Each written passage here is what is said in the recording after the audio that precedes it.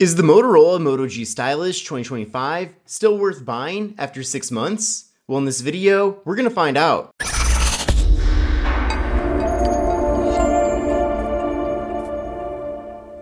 What's going on, everyone? This is Kevin here, and this is the Motorola Moto G Stylus 2025.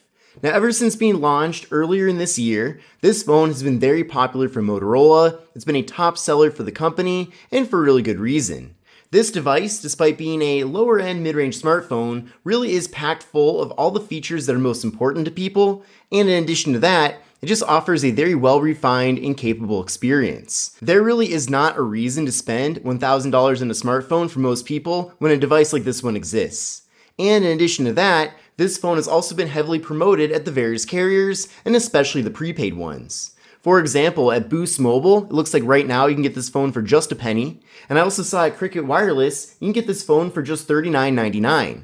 Now, of course, all those various promotions are going to be changing as time goes on, so definitely take a look at your favorite carrier to see what this phone is currently being offered at. But the full MSRP for this device factory unlocked is $399, and even at that price tag, I feel like that's still a very competitive price, but that really shows how great of discounts the carriers are offering, considering that if you do buy from them, you can get this phone at a fraction of the price. Now, there's a ton of reasons why this phone stands out to me. The stylus, which the name of the phone is literally G Stylus, is the signature feature that we're getting.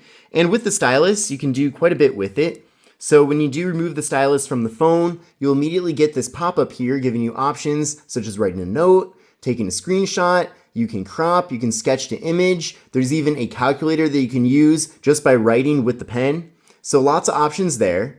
And in addition to that, you can use the stylus for just general navigation around the phone. And if you go to the Play Store, there are many other applications that are made for if you're using a stylus. So definitely, if you end up getting this device, I recommend exploring all those various options. But this stylus is not a gimmick. Of course, it's not nearly as capable as what we're getting with the S25 Ultra, but for what it is, this stylus is more than enough. Now, another awesome thing about this device are the various cameras that we're getting. Now, with this phone, we're actually getting a dual camera setup. I know that there's like this third camera there, but that's really to assist with portrait mode. So we are getting a 50 megapixel main camera and a 13 megapixel ultra wide angle camera. And then up top here, we do have a hole punch with the front facing camera, and that front camera is 32 megapixels. So here's how things look on the camera app. This is with the main rear camera right now. Then from there, you can go over to 0.5 to access the ultra wide camera.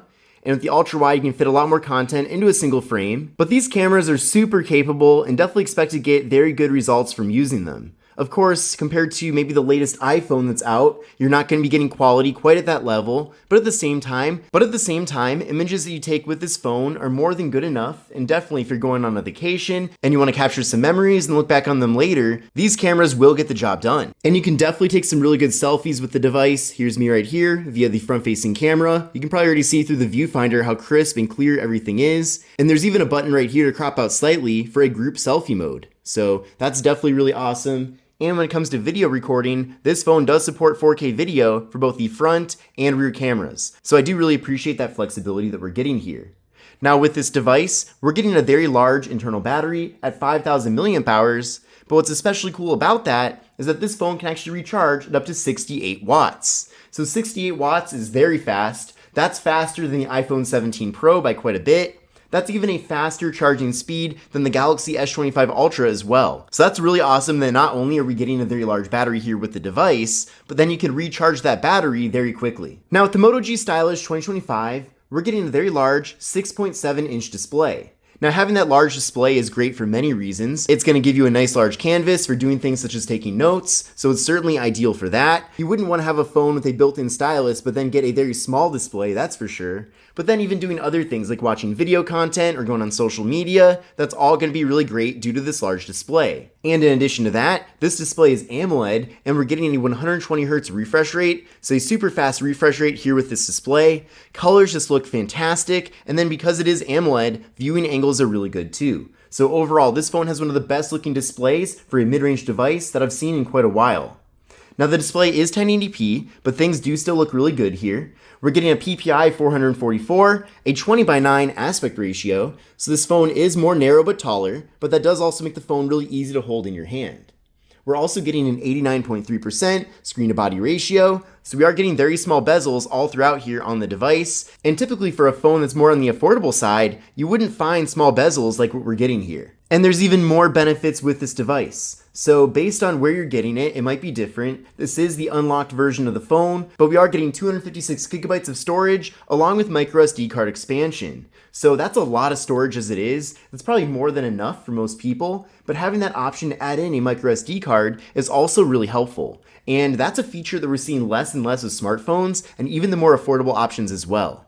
I remember it really wasn't too long ago that you could buy a full flagship Android smartphone and get SD card expansion. Then that went away after a little while, and then now we're even seeing devices like the Galaxy A17 5G, which is a lower end phone than this one, that doesn't have an SD card slot. But now we're even seeing mid-range devices that don't have an SD card slot, so at least we are getting that here with the Moto G Stylus 2025. Also with this phone, we're getting wireless charging at 15 watts. So if you are someone who likes to put your phone on a wireless charger, I know that I personally have one by my bedside, I also have another one on my desk, and that's definitely very convenient, and that's a feature I like to use with any phone that does actually offer compatibility. And another nice thing with this phone is that we are getting an in-display fingerprint sensor, so you can very quickly get to the home screen on your device. That's definitely very convenient. And in addition to that, we're also getting face unlock with the front-facing camera. Now, as far as performance goes, this phone is actually surprisingly fast. And one of the reasons for that is that we're getting a very capable processor here with the phone. So we're getting 8 gigabytes of RAM paired up with the Snapdragon 6 Gen 3. Now the Snapdragon 6 Gen 3 is certainly more of a mid-range option, but in reality, it runs really well here on the device. The phone doesn't overheat, it runs very smoothly. I did do a benchmark test using Geekbench 6, and here are the scores that I got from that test. So definitely run this test on your current phone, and then compare your scores to these scores to get a better idea of how the Moto G Stylus 2025 does compare to what you currently have. But I have a feeling that you will be happy with this phone being very fast. Also, with this device, we're getting stereo audio, so you're getting audio out of the main speaker on the bottom of the phone. You're also getting sound out of the earpiece as well, so that does give you a more immersive audio listening experience. With this device, we're even getting a headphone jack. So that's another thing that we're starting to see less and less of on smartphones. So if you're someone who really does still want a headphone jack, then it is here for you. We're also getting NFC with the device, so you can use it for tap and pay. And we're also getting an IP68 dust and water resistance, which means this phone can go underwater for up to 1.5 meters for up to 30 minutes, and you will be totally fine. And I also really like this color and the material on the back of this device. Now this blue color is really vibrant, it really pops, so I like this a lot. But this material on the back of the phone is called Eco Leather. So basically it is just a very durable material that doesn't pick up any fingerprints, so I really like that. And especially compared to using a phone with a glossy back, I much prefer this type of material. But in conclusion, you can probably tell that I really like the Motorola Moto G Stylus 2025. I feel like this phone is certainly worth getting. It's a great option for Motorola, and definitely if you're not looking to spend too much money, but at the same time, you want a very capable smartphone, then this phone will definitely get the job done for you. But I hope you enjoyed this video. If you did, definitely give it a thumbs up. But this is Kevin here. This is the Moto G Stylus 2025, and I'll see you in the next one.